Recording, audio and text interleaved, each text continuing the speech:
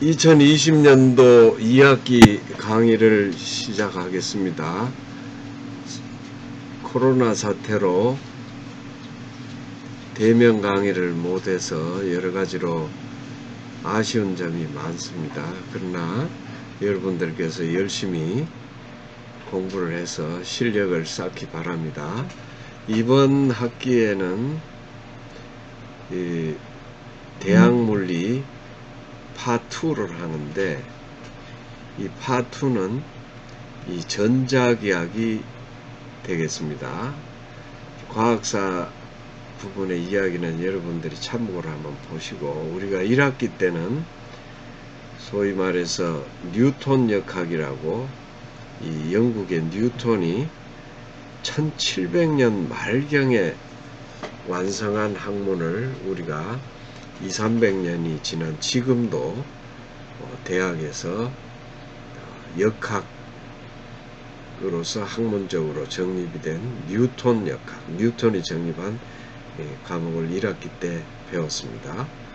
이것이 이제 대학 교육에서 가장 기초가, 이공계에서는 가장 기초가 되는 과목이므로 이제 잘 정리를 해 두어야 되고, 이어서 2학기에는 전자기학을 하는데, 이 전자기학이 대학물리 파2가 되는데, 이 학문도 마찬가지로 영국에서 1800년도 말경에 막스웰이라는 사람이 완성한 학문이 됩니다. 나중에 대면 강의가 있을 때 다시 한번 과학사적인 것을 정리해 드리기로 하고, 이번 시간에는 이제 파2, 물리 파2를 본격적으로 시작을 하는데, 이공계 대학에서 가장 중요한 것은 1학기에도 제가 강조를 했지만은 벡터가 대단히 중요합니다. 고등학교 때 안 배운 이 벡터를 대학 와서 처음으로 이제 벡터를 1학기 때 배웠는데, 1학기 때 이어서 2학기 때도 좀 더 확장된 벡터를 우리가 공부를 하게 되겠습니다. 강조했다시피 벡터는 이공계 학문을 할 때 가장 더하기, 빼기, 곱하기, 나누기와 같은 아주 기본적으로 꼭 알아야 되는 것이 이 벡터입니다. 그런데 흔히 대학 4년 동안 이 벡터를 모르고 졸업하는 이공계 학생들이 대단히 많습니다. 그것은 대단히 잘못된 것입니다. 그래서 벡터를 이번 학기에도 1학기에 이어서 거의 한 달 정도 이내에 상당히 긴 시간을 제가 벡터에 할애를 하고자 합니다. 왜냐하면 그만큼 이 벡터가 대단히 중요한 것이기 때문입니다. 이 벡터는 나중에 2학년, 3학년, 4학년 올라가서도 관련 과목을 배울 때마다 또 벡터가 나오게 됩니다. 그러니까 이번 기회에 확실히 알아두면은 2, 3, 4학년 과정에 이공계 학문을 하는데 대단히 유용한, 또 이것을 모르면 이공계 학문을 할 수 없는 그런 상황이 됩니다. 그래서 벡터가 중요하므로 또 자세하게 다시 한번 1학기 때 한 것에 이어서 또 2학기 때도 벡터를 강의를 하는 겁니다. 그래서 우선 이 첫 번째 벡터에서 스칼라 프로덕트, 벡터의 곱이 됩니다. 벡터는 우리가 더하기, 빼기가 그건 당연한 거니까 여기서 생략했고, 이제 2학기 때는 다시 한번 곱하기에 대해서 공부를 합니다. 벡터는 나누기는 없습니다. 더하기, 빼기, 곱하기만 있는데, 이 곱하기를 우리가 프로덕트라고 이 명칭을 그렇게 부릅니다. 이 곱하기라는, 프로덕트라는 말이 곱한다는 그런 뜻이 있습니다. 보통 적이다, 적, 이런 쌓을 적자 이렇게 씁니다만은, 그래서 벡터 곱하기는 두 가지가 있습니다. 하나는 스칼라 프로덕트라고 합니다. 이걸 일명 닷 프로덕트라고 하죠.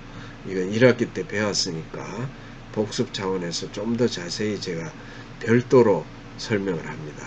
두 번째가 이제 이 벡터 프로덕트가 있습니다. 스칼라 프로덕트, 벡터 프로덕트. 그래서 스칼라 프로덕트는 일명 닷 프로덕트라고 하고, 벡터 프로덕트는 일명 크로스 프로덕트라고 합니다. 그래서 벡터는 이 고반 결과가 스칼라가 나옵니다. 스칼라가 나오기 때문에 스칼라 프로덕트라고, 벡터 프로덕트, 크로스 프로덕트는 고반 결과가 벡터가 나옵니다. 그래서 이걸 벡터 프로덕트라고 하는데, 우리가 A 벡터는 이런 식으로 나타내 가지고 결과가 이제 i의 콤포넌트는 ax, bx만 남고, 또 같은 방향 벡터끼리만 이렇게 곱해서 ay, by, ag, bg가 답이 됩니다. 그래서 그 결과가 스칼라가 되고, 그 물리적인 의미는 벡터의 A 벡터의 크기, B 벡터의 크기와 둘 사이의 각이 세타라면 코사인 세타, 이렇게 표현됩니다. 크로스 프로덕트는 우리가 디터미넌트로 계산을 합니다. 이 디터미넌트의 계산법은 조금 있다가 다시 제가 별도로 보조자료로 설명을 드리고자 합니다. 이 결과는 벡터가 되는데 이게 이퀄을 이렇게 붙였는데 이건 잘못된 겁니다. 요 놈의 절대치가 크기, 절대치는 크기를 말하는 겁니다. 매그니튜드라고 하죠.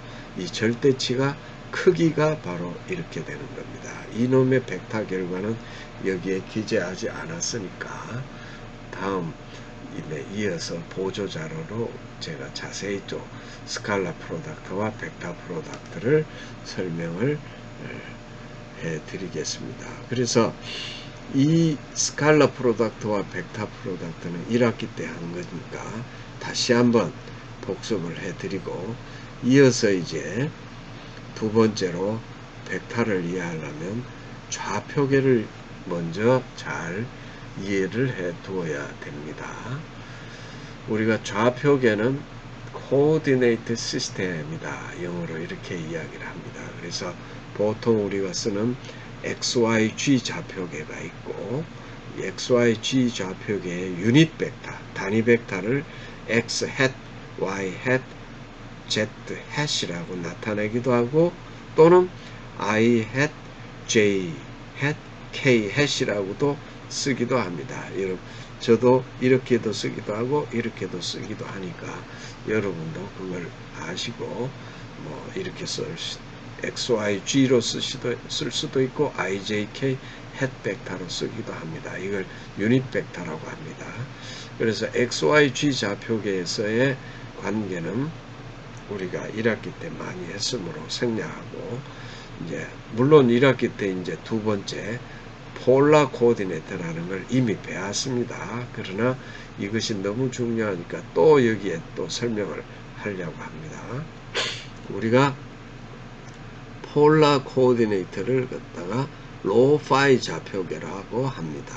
물론 로와 이 파이의 유닛 벡터를 햇 벡터로 이렇게 씁니다. 로의 햇, 파이의 햇 이렇게 쓰기도 합니다. 단위 벡터죠. 유닛 벡터. 그러면 이 로 파이라는 게 뭐냐 하는 건데, 우리가 x, y 좌표계에서 로라는 것은 원점에서부터 이 길이, 이걸 로라 하고, 파이라는 것은 이 x축으로부터 반시계 방향으로 돌아가는 각도를 파이라고 해가지고 요 길이, 요 점을 XY로 나타낼 수, XY 좌표계에서 XY로 나타낼 수도 있고, 또 요 로의 길이와 원점으로부터의 거리와 X축으로부터 반시계 방향의 각 파이로 나타낼 수 있다는 겁니다. 그러면 XY와 로 파이와의 관계는 X를 보시면은 요 길이가 되죠. 요 길이는 로의 코사인 파이가 되고, 이 y는 로의 sin phi 값이 되는 거죠. 그래서 이런 관계가 되고, 이 둘을 곱해서 이 둘을 이제 스퀘어를 해가지고 더하면 코사인 제곱, 사인 제곱을 더하면 1이기 때문에 로 제곱이 되는 거죠. 그래서 xy와 로와의 관계는 이런 관계가 있다는 거 이해해 두시고, 또 유닛 벡터는 이것은 1학기 때도 제가 수차례 강조를 했습니다만 다시 복습하면, 로의 햇 벡터는 로 방향 벡터니까 이게 바로 로의 햇 벡터고, 여기 햇이 빠졌습니다. 여기에. 그리고 파이는 이 점에서부터 파이 각이 증가하는 방향이니까 이런 방향이 접선 방향이 되겠죠. 이 접선 방향이 파이의 햇입니다. 그래서 로의 햇이 빠졌고 여기에 파이의 햇이 빠졌습니다. 그러면 로의 햇은 결국은 파이의 함수가 되는데, 이걸 어떻게 이렇게 나왔냐 하는 것을 다시 설명드립니다. 만약에 파이가 제로면, 파이 값이 제로면 이 로는 i의 방향, x 방향이 되니까 파이가 제로이면 1이 되는 값이 코사인 파이입니다. 그래서 i 방향이 나올 수 있도록 코사인 파이를 써주고, 또 이 파이가 90도면 로의 햇 방향이 j 햇이 되니까 j 햇 90도면 1이 되는 게 사인 파이죠. 사인 90도가 1이 되죠. 그래서 이렇게 표현됩니다. 마찬가지로 파이의 햇은 이 파이의 함수인데, 이 파이가 제로면 파이의 햇의 방향, 여기서부터 접선은 j의 방향이죠. 그래서 파이가 0일 때 1이 되는 건 코사인이므로 코사인 파이를 써주고, 또 파이가 90도일 때는 파이가 마이너스 i가 되죠. 마이너스 x. 그러니까 여기 이퀄 여기 마이너스 i sin 파이라고 적어야 됩니다. 여기 완성을 안 했네요. 이퀄 마이너스 i 90도일 때 1이 되는 것이 사인이기 때문에 이렇게 써주는 겁니다. 이것을 다시 잘 여기 고치시기 바랍니다. 이퀄 마이너스 i sin phi 이렇게 된다는 거. 그리고 이제 우리가 또 좌표계에서 중요한 것이 스케일 팩터라는 개념이 중요합니다. 스케일 팩터라는 것은 우리가 델타 x가 변할 때 델타 x 변화에 대한 길이의 변화인데, 보통 길이가 변하게 되면은 실제 변화량은 스케일 팩터는 1이 됩니다. 그러나 이제 각이 변하게 되면은 8의 길이만큼 스케일이 변하게 되는데, 여기 보시면 이게 델타 L인데 델타 파이에 대한 이 길이의 변화는 이 호의 변화는 로 델타 파이가 되기 때문에 델타 파이 변화에 대한 길이 변화의 스케일은 8의 길이가 됩니다. 그래서 이것을 우리가 h sub phi라 해가지고 이것을 각의 변화에 대한 스케일 팩터라고 합니다. 그래서 다시 한번 스케일 팩터를 이해하면은, 우리가 어떤 길이가 XYG 좌표계에서 변할 때 델타 X와 델타 Y가 델타 G가 변할 때 이 길이의 변화에 대한 스케일은 항상 1이 됩니다. 그래서 HX, HY, HG는 1이 되는데, 만약 로 파이가 변할 때 길이의 변화는, 로가 변화하면은 길이의 변화니까 스케일은 1이 됩니다. 길이의 변화에 대한 스케일은 1이다. 그러나 각이 변하면 8의 길이만큼 더 많이 변화의 스케일을 이야기합니다. 그래서 로가 됩니다. 이거 잘 이해해 주시기 바랍니다. 이 극좌표에 대한 이야기를 했습니다. 다음으로 우리가 많이 쓰이는 좌표가 원통형 좌표계라고 합니다. Cylindrical Coordinate라 해가지고 로 파이 G라고 하죠. 로 파이는 극좌표계의 로 파이고, G는 높이에 해당하는 G입니다. 이걸 합해서 우리가 Cylindrical Coordinate라고 합니다. 원통형 좌표의 Cylindrical Coordinate는 폴라 코오디네이터에다가 3차원 좌표계로서 G를 하나 더 놓는 겁니다. 그래서 이런 원통이 있으면은 우리가 원점으로 또 어떤 점을 우리가 define을 할 때 XY 플랜에서 이 rho와 phi에다가 또 높이, 바닥으로부터의 높이 G를 rho phi G라고 합니다. 그래서 rho phi G 햇 벡터는 rho는 rho 햇 증가하는 거, phi는 X축으로부터 가계 증가하는 방향이니까 이 phi가 되고, 이쪽 방향이 G 방향이니까 G에 해당하는 유닛 벡터는 K가 돼서 rho 햇, phi 햇, G 햇, 이런 rho와 phi는 이제 폴라 코오디네이트에서의 이 rho phi와 동일합니다. 그리고 G는 이 세로의 3차원 좌표에서 G가 도입되는 겁니다. 실린더리컬 코오디네이트 잘 이해하시고, 다음으로 우리가 스페리컬 코오디네이트, 이거는 실린더리컬 코오디네이트는 원통형 좌표계인데 이거는 구좌표계라고 합니다. 극좌표계가 아니라 구좌표계입니다. 구 스페리컬 코오디네이트. 그래서 일반적으로 구좌표계는 R, 세타, 파이라고 규정하고, 이것에 대한 유닛 벡터를 R 햇, 세타 햇, 파이 햇이라고 합니다. 그럴 때 이 R, 세타, 파이를 우리가 어떻게 정하느냐면 X, Y, G 좌표계에서 반지름 R인 구의 표면에서 어떤 한 점이 있으면 R은 원점으로부터 이 반지름에 해당하는 위치가 R이 되고, 세타를 우리가 어떻게 잡냐면 세타는 잘 보시기 바랍니다. G축계로부터 얼만큼 이렇게 벌어졌느냐, 이 deviation angle, 이걸 세타라고 합니다. G축과 R을 연결했을 때 요 deviation 되는 각, 이 각을 우리가 세타라고 합니다. 그렇게 되면 R 햇 세타에선 R이 증가하는 방향이 R이 햇 방향이고, 세타가 증가하는 방향은 이 접선 방향이 되겠죠. 이 세타가 G축으로부터 벌어진 각이니까 이 점에서는 세타가 증가하는 방향은 이놈의 접선 방향이 돼서 R 햇 세타 햇이 되고, 이 파이 앵글은 여기서부터 수선을 이렇게 내렸을 때 그래서 이 연결을 하면 이게 극좌표계에서 rho와 phi가 되죠. 그래서 rho는 증가하는 방향, phi는 x축으로부터 이 phi가 증가하는 방향이 rho phi, 극좌표계 rho phi입니다. rho phi에 이 phi 앵글을 써서 r 세타 phi로 이 점을 규정을 하게 되는 겁니다. 이것을 이 spherical coordinate, 구좌표계, 여기 잘못 썼습니다.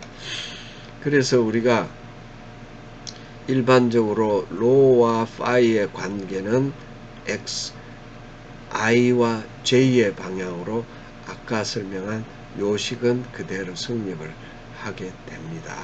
그리고 이 r과 phi, r과 세타의 방향은 잘 보십시오. 이거 잘 이해하기 바랍니다.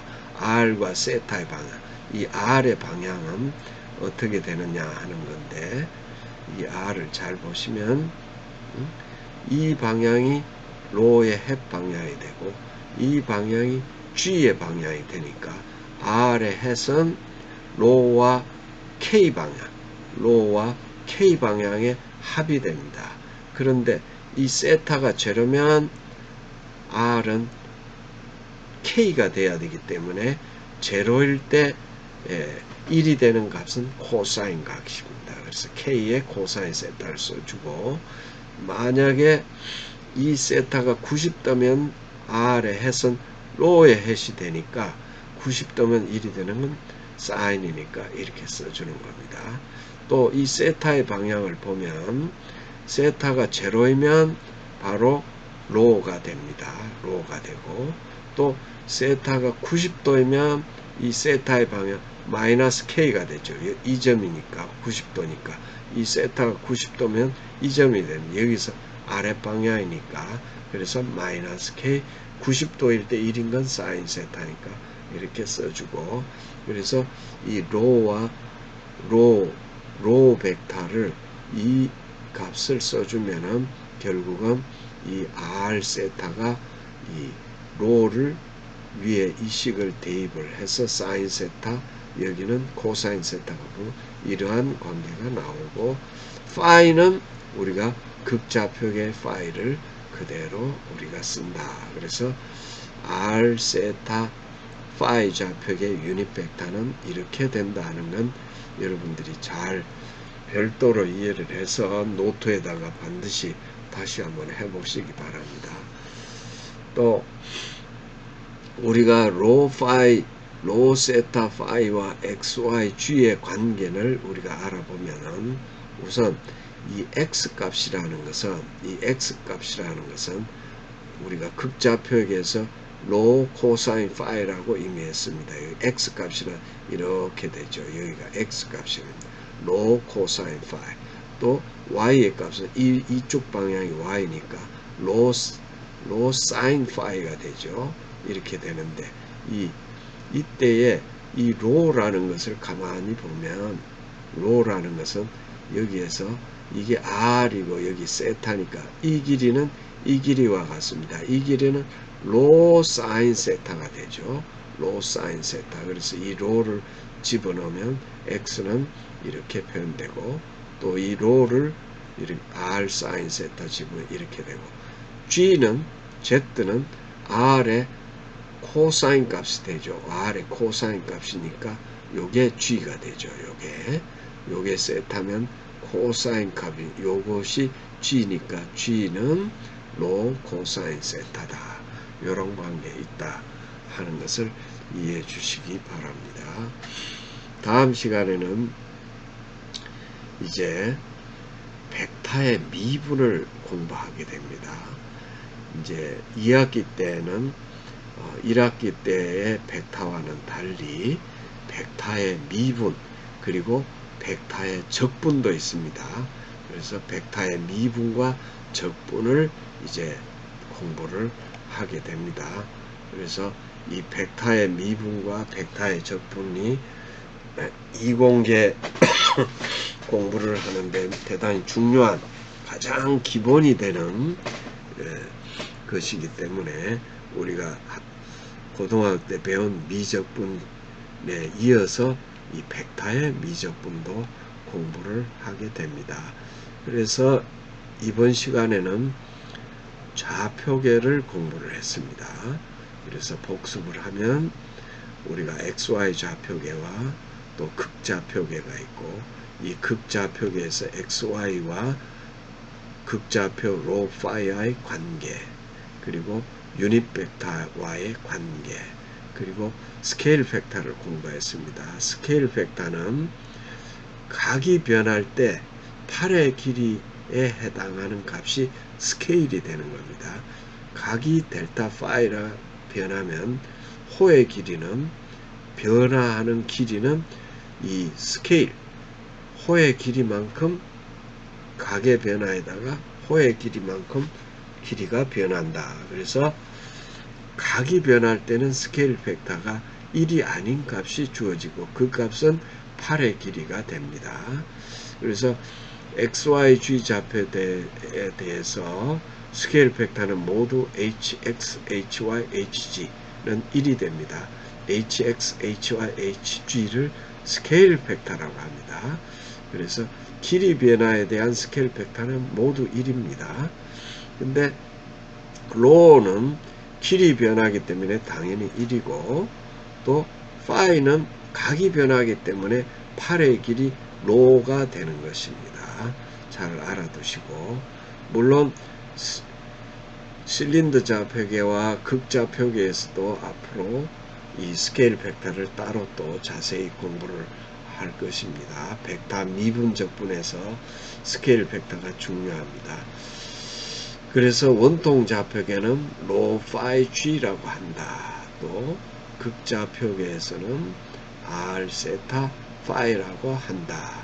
그래서 r 세타 파이가 이 xyg와 r 세타 파이가 어떠한 관계가 있는지 잘 자기 것으로 만들어 두어야 합니다.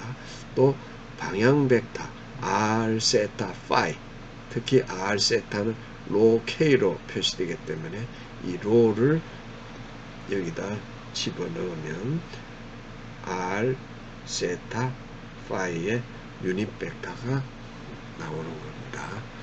그래서 이번 시간에는 1학기 때 배운 이 벡터 프로덕트를 다시 한번 공부를 하겠습니다. 보조 자료를 통해서 공부를 하겠습니다. 보조 자료나 이런 것은 파일은 제가 강의 자료실에 올려놨기 때문에 그것을 다운로드해서 보시기 바랍니다. 그래서 이어서 벡터 프로덕트에 대한 보조 자료를 열어보겠습니다. 이 보조 자료 오늘 8월 31일 첫 번째 강의 제1강의 보조 자료를 공부를 하겠습니다. 1학기 때 벡터 곱에 대해서 공부를 했습니다. 벡터의 곱을 프로덕트라고 합니다. 예를 들어서 1학기 때 한 걸 다시 복습하면 A 벡터는 ijk 또는 xyg로 나타내기도 합니다. 유닛 벡터죠. 그래서 i hat, g hat, k hat 또는 x hat, y hat, g hat 뭐 두 가지 방법 중에 어느 방식을 사용해도 좋습니다. 그래서 어떤 벡터가 있으면 ijk에서 이 ax, ay, ag를 코에피션트라고 하죠. 계수라고 하죠. x방향의 계수, y방향의 계수 또는 g방향 또는 y방향의 계수, 코에피션트, g방향의 계수라고 이렇게 합니다. 그래서 A 벡터와 B 벡터를 우리가 프로덕트 하는데 닷 프로덕트와 크로스 프로덕트가 있습니다. 이 닷 프로덕트는 결과가 스칼라가 나오기 때문에 스칼라 프로덕트라고 합니다. 이거 잘못 썼습니다. 이거 스칼라 프로덕트라고 고치시기 바랍니다. 또 A 크로스 B는 크로스 프로덕트라고 하는데 결과가 벡터가 나오기 때문에 벡터 프로덕트라고 합니다. 잘못 바꾸어 썼죠. 고치시기 바랍니다. 그래서 스칼라 프로덕트는 A.B라고 쓰는데 A 벡터와 B 벡터를 닷하게 되면 분배 법칙에 따라 이렇게 닷하고 이렇게 닷하고 이렇게 닷하고 또 이것도 앞에 이렇게 이렇게 하게 되는데 그러면 3 곱하기 3이니까 9개 항이 나오는데 일반적으로 ihat과 같은 방향끼리 닷하면 1이 됩니다.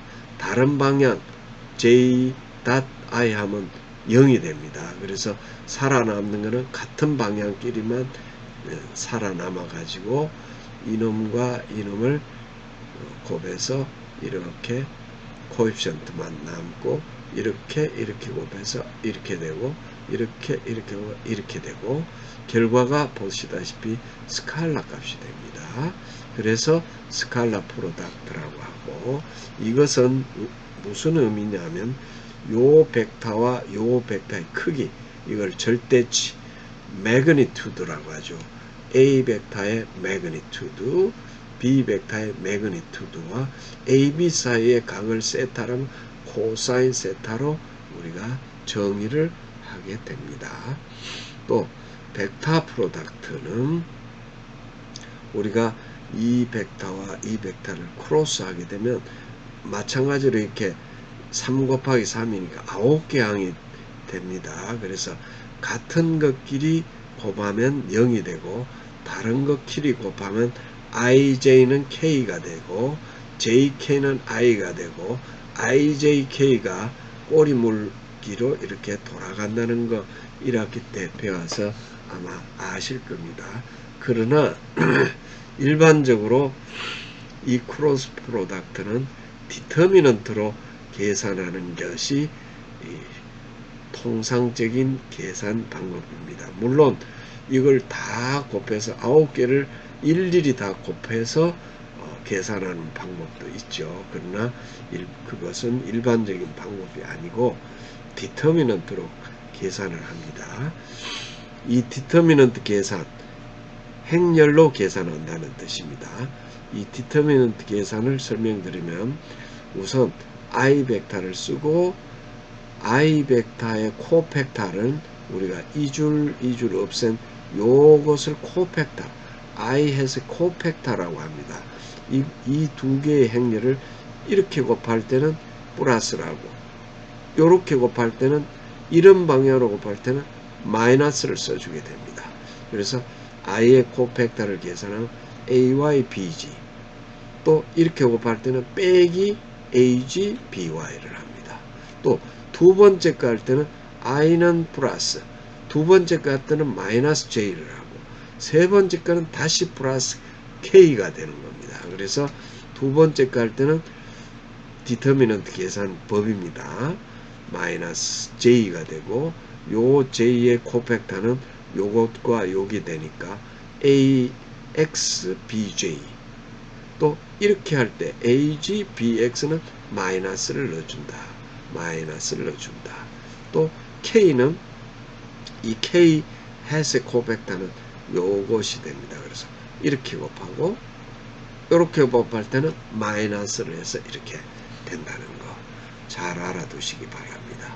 그래서 이 계산 결과가 이 IJK를 갖는 벡터가 되는 거고, 또 A 크로스 B 크기는 의미가 A의 크기와 B의 크기에다가 AB 사이의 각이 세타일 때 사인 세타를 곱해준 것이 바로 의미가 된다. 또 이건 바로 스칼라니까 이렇게 되고, 이거 A 크로스 B는 벡터지만 요놈의 크기만 따지면 이런 관계가 있다. 이걸 알아두시면 스칼라 프로덕트, 벡터 프로덕트가 공부를 하게 됩니다. 그래서 제가 예제를 다시 한번 예를 들어서 계산을 한번 해보겠습니다. 캘큘레이션 실력을 늘려야 됩니다. 이공계는 캘큘레이션을 잘해야 됩니다.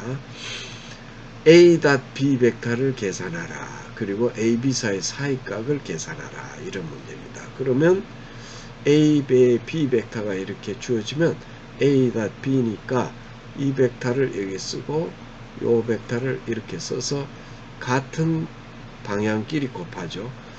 이렇게 곱하면 마이너스 1이 되고 y 1, 1이니까 1, 1은 1. 또 요렇게 하면 마이너스 1, 마이너스 1은 플러스 1이 되고, 그래서 계산 결과는 1이 되죠. 그래서 A.B는 1이 됩니다.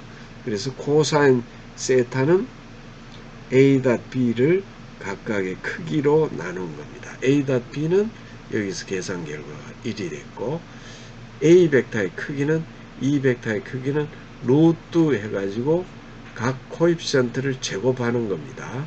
그래서 1을 제곱하니까 1, 또 1을 제곱하니까 1, 마이너스 1을 제곱하니까 1이 됐죠. 또 이놈의 크기는 마이너스 1의 제곱, 1의 제곱, 마이너스 1의 제곱, 이렇게 해서 계산합니다. A 크로스 B를 공부를 하겠습니다. A 벡터와 B를 디터미넌트로 계산한다.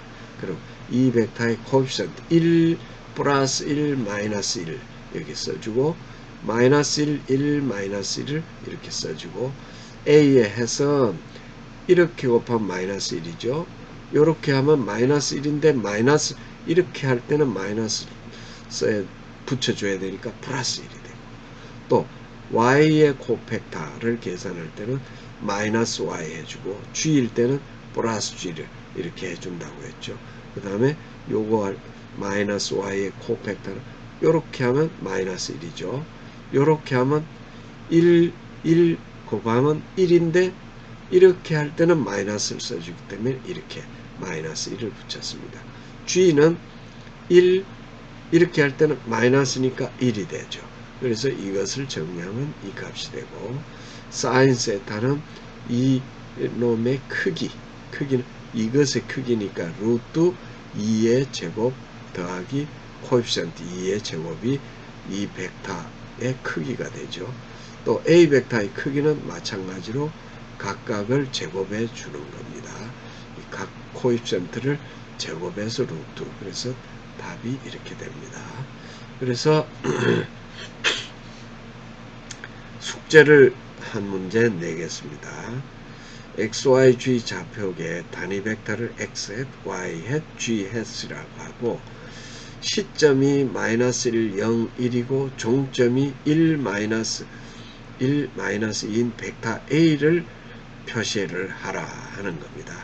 그러면 요 종점 벡터에서 시점 벡터를 빼면은 A 벡터가 됩니다. 그리고 그 크기 여러분들이 계산해 보기 바랍니다. 두 번째, B 벡터와 C 벡터를 이렇게 주어졌을 때 닷 프로덕트와 크로스 프로덕트를 계산하라는 간단한 문제입니다. 이 문제를 이제 그 학교 그 강의 게시 그 강의실 자료에 숙제하는 난이 있습니다. 그래서 이 계산 결과를 HWP 파일로 작성을 해서 직접 저한테 보내든가 숙제 게시판에 올려든가 두 가지 방식으로 이 숙제를 이번 주말까지 하시기 바랍니다. 그래서 이런 이 벡터 곱슬 이번 시간에는 했고, 이어서 좌표계를 공부를 했습니다. 좌표계는 XYG 좌표계, 극좌표계, 폴라 코오디네이트, 또 거기다가 G 방향, K 방향을 더해서 원통형 좌표계, 그리고 구좌표계, R, 세타, 파이 좌표계를 이번 시간에 공부했습니다. 다음 시간에는 벡터 미분을 본격적으로 들어가고 이어서 벡터 적분을 공부하게 됩니다. 그런 이후에 벡터 적분과 벡터 미분을 공부를 한 이후에 본격적으로 제2장 전자기학을 공부를 하게 됩니다. 전자기학을 공부를 하는데 벡터를 모르면 전자기학을 잘 할 수 없게 됩니다. 이 점 유의하시고 벡터를 이번 기회에 이번 제 과목을 수강하면서 벡터 미분 적분까지를 여러분들이 잘 마스터해 두시기 바랍니다. 다소 벡터 미분 적분을 고등학교 때 배우지 않은 과목이므로 어려움을 느낄 수가 있습니다. 그러나 철저히 복습을 해서 자기 과목으로 만들어 자기 실력으로 만들어 주시기 바랍니다. 이번 학기까지 벡터를 공부하게 되면 2학년, 3학년, 4학년 또는 대학원 가서도 이 벡터를 이번 학기에 배운 것으로 모든 것을 다 해결할 수 있을 것으로 확신합니다. 대단히 중요합니다. 다음 시간에 만나도록 하겠습니다.